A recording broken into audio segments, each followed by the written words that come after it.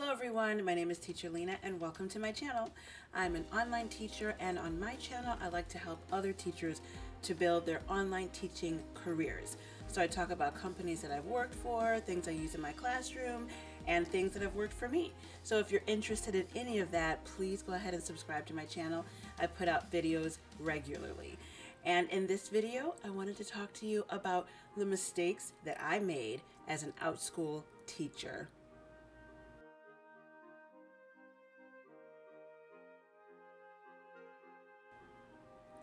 But before I get into this video, I'd like to draw your attention to my description box. I do have a link for how you can apply to OutSchool. So if you're interested with teaching with OutSchool, then please check out my link in the description box and let me know. Send me an email. Let me know that you used my link, and then I can help you with the hiring process. I like to help those who use my link, and I just like to help teachers along the way. So if you haven't used my link, still let me know if you need help and I can help you with the process. And there's also some other things that can help teachers who are looking to teach online. You can check out my description box and there's some things that can help you out. So let's get into this video. The first mistake that I made as an OutSchool teacher is I didn't start teaching right away. I should have started sooner. I made a big mistake. But, when I look back on it, I did what was best for me and my family at the time. But I actually applied and got accepted with OutSchool in June of 2019.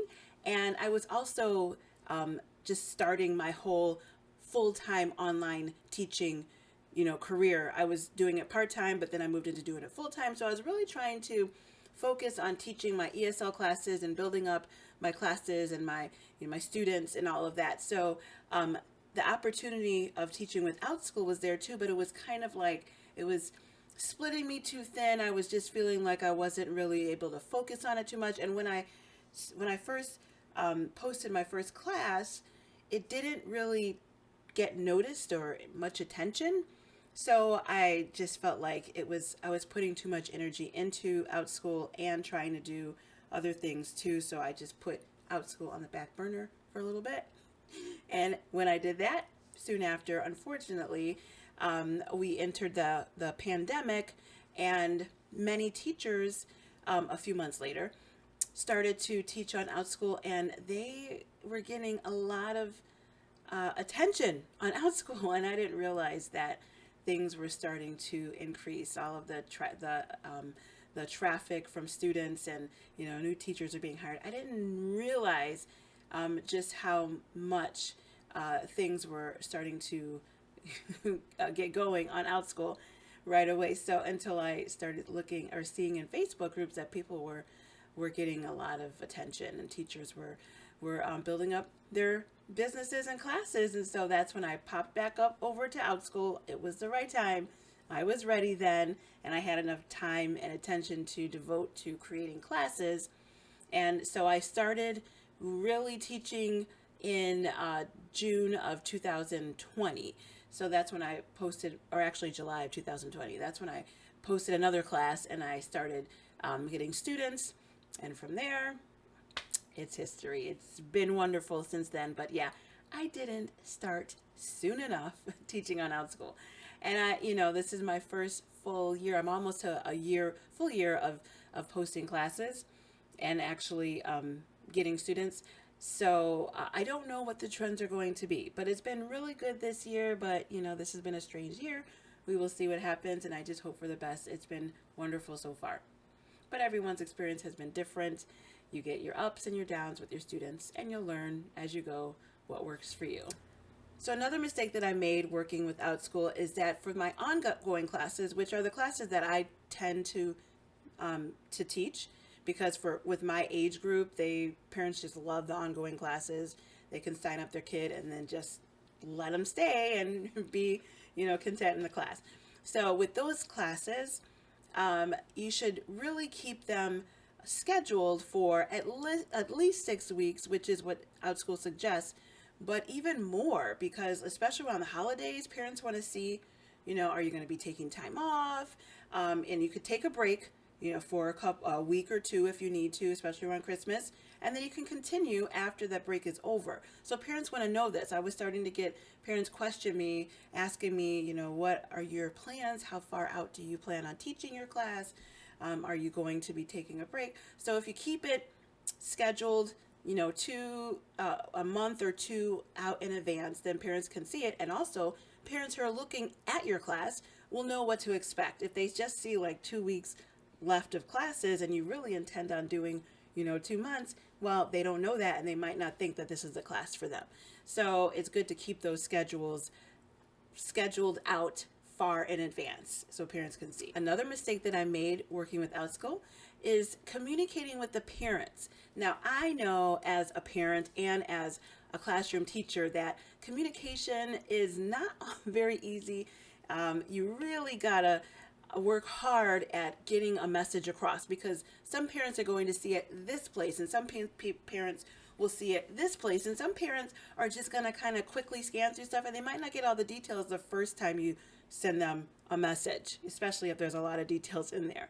So keep your messages short and to the point and communicate in more than one way. OutSchool has classroom posts, so you can post a message and everybody in the class will see it. And, that might work for a group of parents, but there are going to be some other parents who might not see that initial message. And you will notice that because they'll start asking you questions about stuff that you put in the classroom post. And so after that, you can also send out an email. So if you think that parents are not getting the information, you can send them an individual email. Yes, this does take more work, but for something that you really want a parent to know, you might want to send them an email just to let them know. So say, for instance, when I was starting my classes for Christmas and I wanted them to know that I was offering a few classes over Christmas time, I put it in my classroom posts. And then afterwards, a few parents were asking me, oh, what are you going to be offering for Christmas? So I realized they didn't see the classroom post. So that's when I started to email a few more parents that didn't already sign up for the classes in Christmas. Like I could see which parents were signing up and had read the classroom post. And for those who did not respond at all, then I sent an email out to them. I didn't want to send an email to everybody because that's a lot of work. So I just selected the parents I wanted to send an email to make my job a little bit easier, because it can administratively, it can take a lot of your time up. So that's the way I dealt with that. And then after the classroom communications with students, I also, you have your classroom communications, you have your emails, and then after that, I also like to tell the kids in the class as well what I want them to know, if it's appropriate. Some things, you might want to tell them. Like for my summer classes, I really advertised those summer classes in class for a while. I was letting them know, for my classes that were ending after the school year, and I wanted them to know, but you can still take classes with me in the summer. They'll be starting in June. So I talked about it, on our classroom calendar. I put that information on there so they can see, our class is ending and new classes are beginning. So that got them really excited. So you got to really communicate with your students if you want to keep them, and they want to know. They do want to know. Especially after they've built a bond with you, they want to know what your plans are and if you're offering more classes.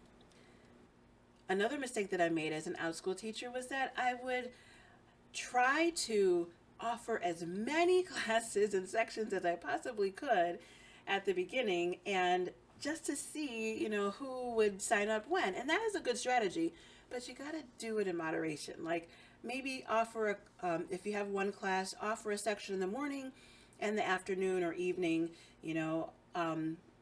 just at the beginning, and then see who would sign up. If you offer like 4 different sections and then you get 1 or 2 students in each section, well, the class is so thin and the kids, they'd rather have more kids in their class. So maybe offering just 1 or 2 just to begin with, fill those up a little bit, and then offer another section once the initial sections get filled up. You don't want to thin those classes out too much. And I made that mistake over Christmas. I was like, oh, let me open a class here and there. And I had, one or two kids, and I was like, I could have condensed these classes a little bit more so that they had more friends, in the class, and my time was used more effectively if I could condense them and then build up the classes or add more sections later on. So something to keep in mind. You do want to see when good times are for your parents and when they want to sign up, but just be careful. Don't schedule too many classes or sections. And then my last mistake that I made, I'm sure there's many more mistakes that I've made. There are a lot more. But one that I just want to highlight for you all is that parents, they want to, once they have their child in a class with you and you've really bonded with that child, they want to continue classes with you. So offering a continued class is something that you really want to think about. I started with a class that got a lot of attention. It was a circle time class, and kids really, they loved the class. But then after we finished all of the alphabets, that's how we went through the circle time class. We finished all the alphabets. Some kids wanted to move up, and I hadn't really decided about, starting another level for those students. And a parent had, messaged me and asked me what my plans were and if I had decided to do another class. So at that point, I started thinking about adding a level 2 class to my circle time class, and my students loved it. It was great, and I was able to keep those students without losing them, because they might have been looking for a more challenging or different class, and if I didn't offer anything, they were going to go to another teacher. So I'm so glad that that parent messaged me and asked me what my plans were, and now I know I gotta have another class for my students to move up in, and I can keep them. So that means I have to really think about my schedule and think how I'm going to plan those classes and schedule those classes, and for next semester in the fall, I want to make sure that I have enough of my lower level classes and then have some upper level classes and not have too many classes, so I'm teaching all the time.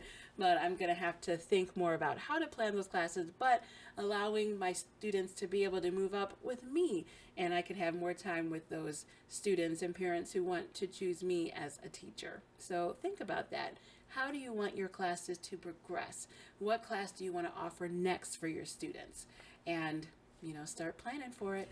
Well, those are the mistakes that I wanted to highlight for you as teachers who are interested in working with OutSchool or who are already working with OutSchool.